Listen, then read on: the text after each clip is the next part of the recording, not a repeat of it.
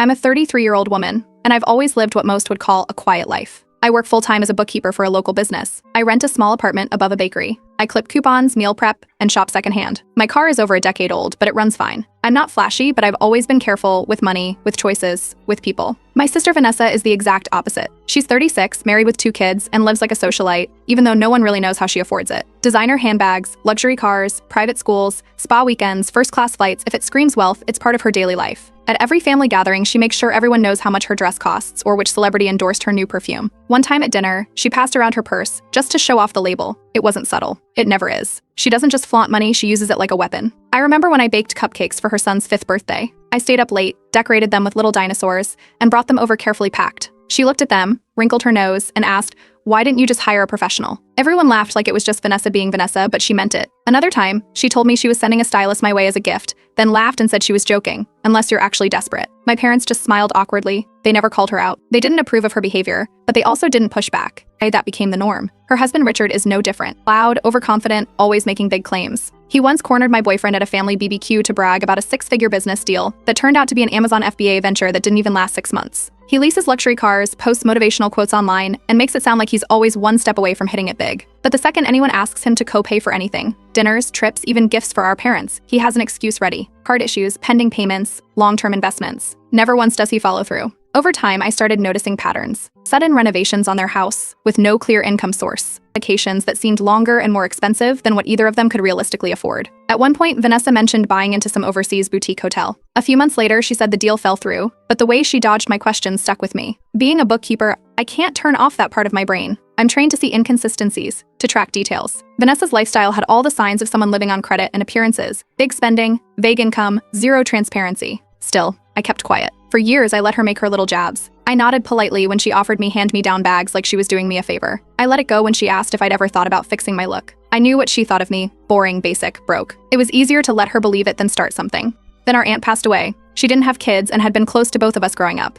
She left behind a sizable inheritance, split evenly. I used mine to buy a small 2-bedroom house just outside the city. Nothing fancy, just clean, solid, and paid in full. I moved in, planted some flowers, fixed the mailbox, and felt proud. For the first time, I had something that was fully mine. A few weeks later, we had a family cookout. I invited everyone over. Vanessa came in wearing white heels on a freshly mowed lawn, looked around for 2 seconds, and said, "It's cute, like one of those model homes from a dollhouse set." Then she laughed and walked off. No one reacted. No one ever does. But something about that moment shifted things for me. Not emotionally, I wasn't hurt. I was curious. Because for someone who lived so big, she'd been acting weirder lately. Her Instagram, usually flooded with beach views and wine glasses, had gone quiet. Richard didn't bring one of his usual props, no flashy car, no designer watch. Vanessa's outfit looked recycled. For her, that was unusual. And I noticed she didn't offer to host anything, which she usually did to show off their home or latest renovation. Instead, she kept the spotlight on me. She asked about my mortgage, my job, my plans. She never did that before. Not unless she was fishing for something. That night, I went home and started putting things together. I remembered the contractor she'd mentioned, who bailed on a remodel. The spa retreat she'd taken after our aunt's funeral, which she claimed had been booked months in advance. The boutique hotel she almost invested in that nobody could verify. The way Richard's business was always changing names. I didn't have proof yet, but I had a sense. I pulled up property records. I checked business registries. I made a few quiet calls. I kept everything private, because if I was wrong, I didn't want to embarrass her. But if I was right, then Vanessa's perfect life was more than just smoke and mirrors. It was borrowed time,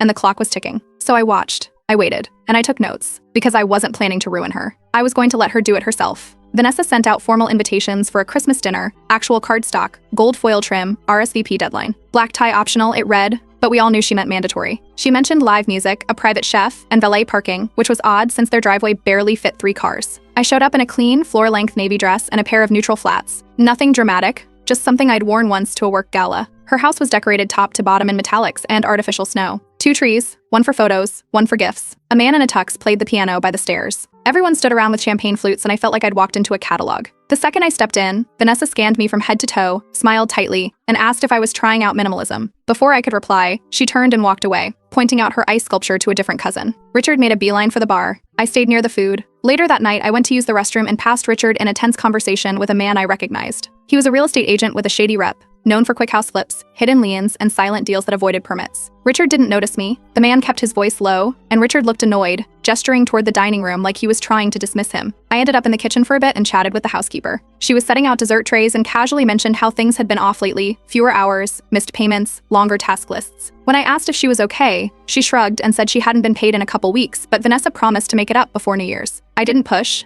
just listened. Over the next few days, I reached out to people I'd quietly kept tabs on, contractors who had done work on Vanessa's house over the years. One of them responded almost immediately and said they were still waiting on full payment for a bathroom remodel finished 6 months ago. Another said he was ghosted entirely after completing custom patio work. Both said they were considering small claims court, but doubted it'd go anywhere. New Year's Eve came fast. This time, the dinner was at our parents' place, much more low-key. Vanessa still showed up with sequins and heels, Richard with a forced grin. After dessert, they made an announcement. They were opening a boutique in the city. High-end concept meets curated luxury, Vanessa said. Everyone clapped. My mom beamed. But I knew something was off. The city licensing office isn't a black box. A friend I used to work with mentioned they'd had trouble clearing permits due to unpaid back taxes. I asked what the business was listed under. The name matched Vanessa's pitch, but nothing had progressed in weeks. No insurance, no inspections, no official lease filed. Just to test the waters, I asked Richard what they planned to stock. He gave a vague answer about seasonal imports and rotating collections. None of it matched what Vanessa had said. The whole thing felt like two people reading from different scripts.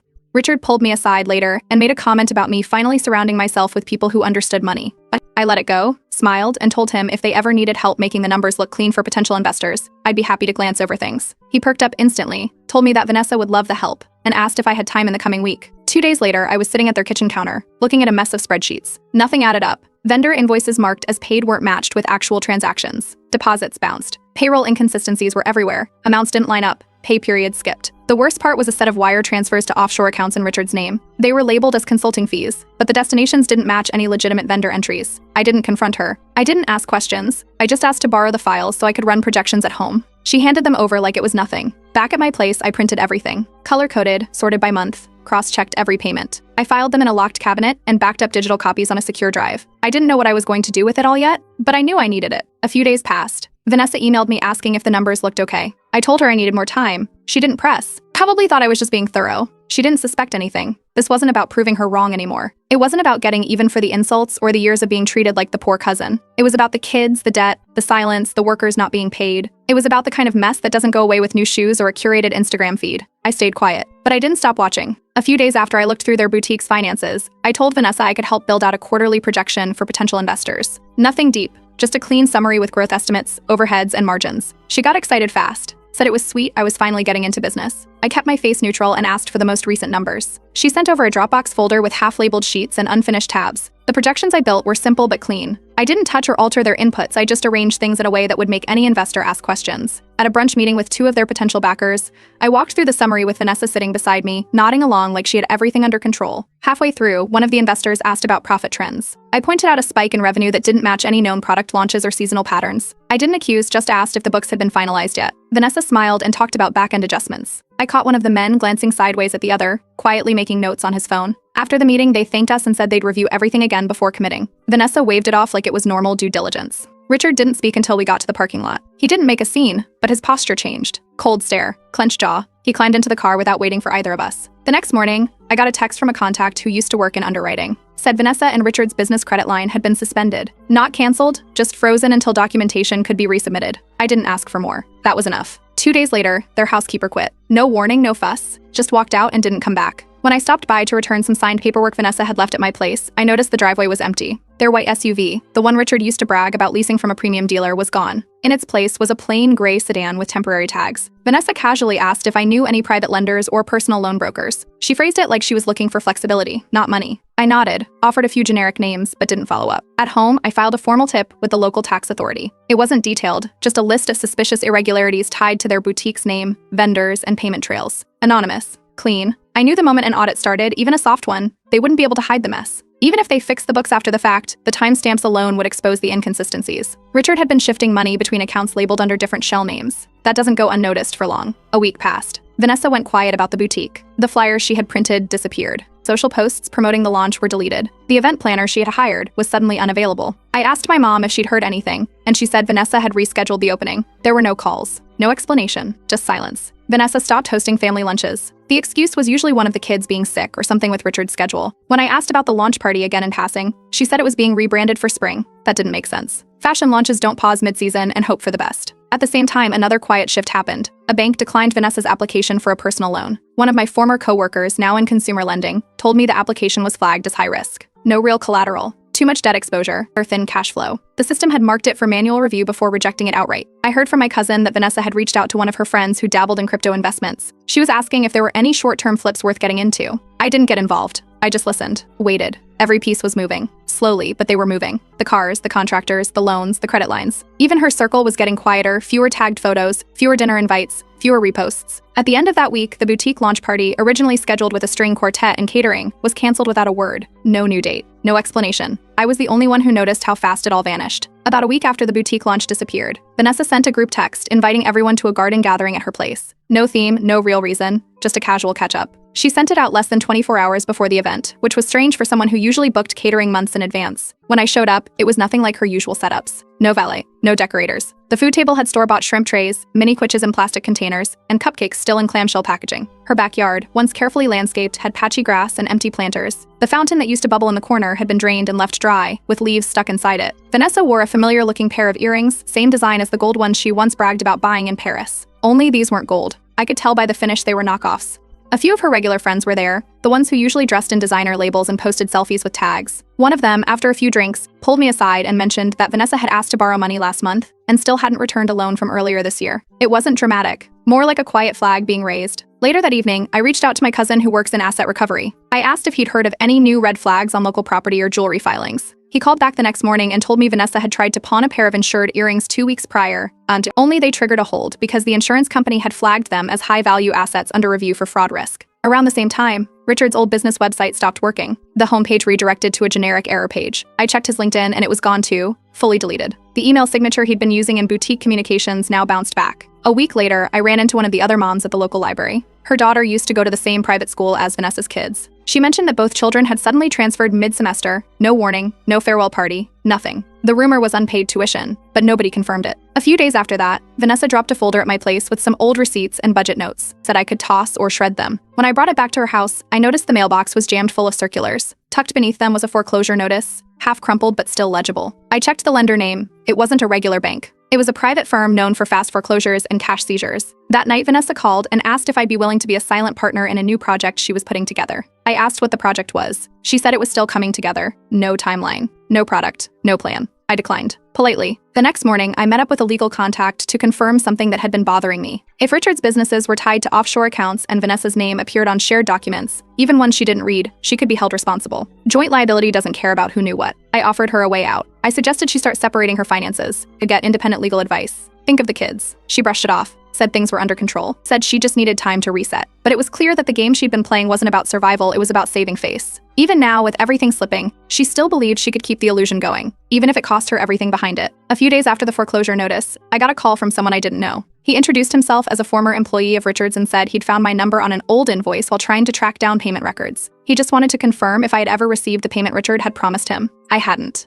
He then told me Richard had stopped paying wages weeks ago and had been moving money into something called Blue Oak Holdings, a shell company with no registered address and no actual operations. I forwarded everything I had to a lawyer friend, wire records, contractor invoices, unfiled tax forms, old email chains, even a copy of the boutique's business license application. We organized everything into dated folders and uploaded them to a secure drive, just in case things got messy later. 2 days later, Richard's luxury car was towed from the parking lot of a golf club, mid-event. There were guests outside when it happened. Vanessa posted nothing about the event afterward. When someone brought up the incident in the family group chat, she brushed it off as a lease issue and changed the topic. I kept digging and found something even worse. Vanessa had taken a second mortgage out on their home. Richard's name wasn't on the paperwork, just hers. She'd agreed to the lien with a hard money lender known for fast cash and steep penalties, unaware that Richard had quietly transferred the house out of her name months earlier. The kicker? Public listings now showed the home had quietly been transferred to a corporate entity tied to Richard's old business alias. Vanessa wasn't even listed as a secondary stakeholder. She'd mortgaged a house that wasn't legally hers anymore. Things got tenser at a family dinner that weekend. Richard's parents came, stayed just long enough to hear one relative mention court filings, then left mid-meal. Afterward, Vanessa made a few quiet calls to relatives. I found out none of them offered help, just vague responses and quick goodbyes. No one wanted to get involved. Then came the sight I didn't expect. I was driving past a mid-tier luxury apartment building in the next city over and saw Richard stepping out of a car with a much younger woman. They had grocery bags in hand. He opened the door for her. They looked like they lived there. He didn't look stressed. He looked settled. After that, Vanessa stopped showing up anywhere. Birthdays, anniversaries, Sunday brunches. Her name would come up in whispers, people asking what was going on, if the rumors were true. No one had clear answers, just pieces. I dropped by her house one afternoon under the pretense of checking on her. It was 3 p.m. She was still in her robe. Mail was piled up by the door. Her hair was unbrushed. She barely said a word. I sat with her in silence until she finally said it. Richard had emptied their accounts. Every last dollar. The boutique funds. The home line of credit. The kids' education savings. Gone. He hadn't left a note. No text. No warning. Just vanished. She hadn't reported him yet. She was scared, unsure how to begin, and afraid of what the kids might learn. Didn't want them thinking their father had walked out on them. She thought if she could just get through the month, maybe he'd return and fix it all. I told her not reporting him meant the debt would fall on her. That the longer she waited, the worse it would get. I reminded her that I had everything. Documents, timelines, names, accounts. She didn't argue this time. She didn't try to deflect or explain it away. She just nodded, slowly, like someone whose denial had finally run out of places to hide. 3 days after I last saw her, Vanessa asked to meet at a diner not far from my place. She showed up wearing an old sweater I recognized from years ago. No makeup, no designer bag, no rings. She only brought a folder of unopened mail, though earlier she had supposedly dropped off financial files at my place. Inside were credit card statements she didn't recognize, loan agreements she never signed, and a business registration tied to her name she had no knowledge of. Richard had used her signature to open multiple credit lines. One of them was linked to a storefront in another city. She only found out when a collections officer left a message on the landline she hadn't used in years. Over the next 2 days, we went line by line through every document she could dig up. Emails, contracts, account logins. Some passwords didn't work, others led to empty dashboards. We tried tracking expenses. Most of the money was gone. Thousands had been moved to holding companies and personal LLCs. We even found monthly rent payments being made on 3 apartments in different states, none of which she had ever been to. I called a forensic accountant I'd worked with once before. He agreed to take a look, as long as we kept it confidential. I sent him the records. A week later, he gave us a breakdown. At least 3 instances of deliberate embezzlement, multiple forged documents, rig, and a clear trail of transactions designed to hide assets through overlapping corporate names. One of the accounts tied to Richard had been used to make cash withdrawals in 3 states in the same month, all while he told Vanessa he was attending business conferences. Vanessa hired a divorce attorney and began the process of filing charges for financial fraud and identity misuse after reviewing evidence with legal help. Her lawyer moved quickly, drafted filings, gathered witness lists, submitted digital evidence. Authorities traced Richard to another state, living under a fake name in a mid-range rental property. They served him the court summons right in front of his new building. He didn't resist, just signed and walked back inside. Her attorney then filed an emergency petition for full custody of the kids. The claims listed abandonment, theft, and endangerment of their financial stability. Within a week, the judge granted Vanessa full temporary custody and placed a freeze on all accounts Richard had access to, personal, joint, and business-related. With no assets left to pull from and debts mounting by the hour, Vanessa formally declared insolvency under fraud protection. It wiped clean anything tied to the identity misuse, but the legal process meant her financial life would be locked for the foreseeable future. She didn't fight when I offered to clear my guest room. She packed what she could fit in 2 suitcases, brought the kids, and didn't bring up pride once. The first night, her daughter slept through without waking up. Her son asked if they could have cereal for dinner, just because they'd never done that before. Vanessa just nodded and let it happen. We bought school supplies the next day. Simple backpacks, budget notebooks. The kids sat at the dining table doing math homework like it was normal. No tutors, no schedule boards, no house staff. Vanessa helped me fold laundry later that week. No comments about the detergent, no backhanded jokes, just silence. That night, she met with her lawyer again and signed over full asset control. She didn't give a speech. No breakdown. No dramatic goodbye to her old life. Just a quiet signature. And then she exhaled like she hadn't breathed in months. Vanessa's legal team filed a motion to freeze every asset tied to Richard's name. That included 2 condos listed under separate LLCs and a commercial lease in a shopping center registered as a consulting firm. The forensic accountant's report made it clear Vanessa's name had been forged on multiple documents. Richard tried to claim she was a co-owner and aware of the transactions, but the audit showed clear mismatches in handwriting, timestamps, and digital signatures. The judge approved the freeze and ordered a full audit of Richard's companies under court supervision. The woman Richard had moved in with wasn't just a bystander. Her name was linked to wire transfers to hidden accounts, though it's unclear whether she was aware of Richard's activities. Once that was confirmed, she was named in the legal filings. They both went quiet after that. No statements, no appearances, no social media updates. Richard missed his next 2 court hearings. No lawyer, no excuse. Vanessa's attorney filed for full custody, citing abandonment and financial endangerment. The judge granted it immediately. Richard was ordered to pay child support based on the last income records he submitted 2 years ago. Enforcement began through liens and wage garnishments. A few assets under his control were liquidated automatically. Richard's parents tried to reach out. They asked to meet privately, maybe to settle things quietly. Once they saw the actual court documents and the full extent of the fraud, they cut ties. No mediation. No more calls. Vanessa's bankruptcy petition was finalized. She was cleared of all debts tied to identity misuse. The court acknowledged she had acted in good faith and had no access to the accounts involved. The penalties were minimal. Her name, for the first time in months, stopped ringing alarms in financial systems. The house went up for auction shortly after. It sold fast, cash buyer. The profits were locked in escrow, pending resolution of the lawsuits against Richard. Vanessa walked away with nothing from it, not even the furniture. I helped her find a small rental a few blocks from mine. Nothing fancy, just clean, quiet, and affordable. She didn't have enough current credit history under her name to qualify, so I co-signed. She moved in with 2 suitcases, a secondhand coffee maker, and a grocery list. Within a month, she picked up a junior accounting job, low-level reconciliation work, long hours, repetitive tasks. but steady. Her older kid later took placement tests and was accepted into a magnet program for advanced math and science. Her younger one made new friends fast and asked if they could start walking to school instead of driving. They started eating at the table. No phones, no staff, just meals, homework, and quiet evenings. Vanessa stopped talking about handbags, renovations, and overseas deals. Instead, she learned how to cook in batches and compare unit prices at discount stores. One night, we were folding laundry on my couch. She paused, looked at a shirt with a loose button, and said she finally understood what it meant to truly own something, not just lease it or show it off, but actually live in it. That was the last time she mentioned Richard. From what we later found out, he skipped a compliance interview and was eventually picked up by local authorities. He's out on bond. His court-appointed lawyer requested another delay, claiming documentation hadn't arrived. There was no dramatic showdown, no begging, no confession. Vanessa moved on. She set reminders for bills. She clipped coupons. She sat on plastic chairs at school conferences with the same attention she once gave luxury spas. Our conversations changed. They weren't performative. They were practical. I never brought up the years of digs or her need to look down on me. I didn't have to. She saw it all now, clearly, and the silence between us was finally the kind that brought peace, not tension.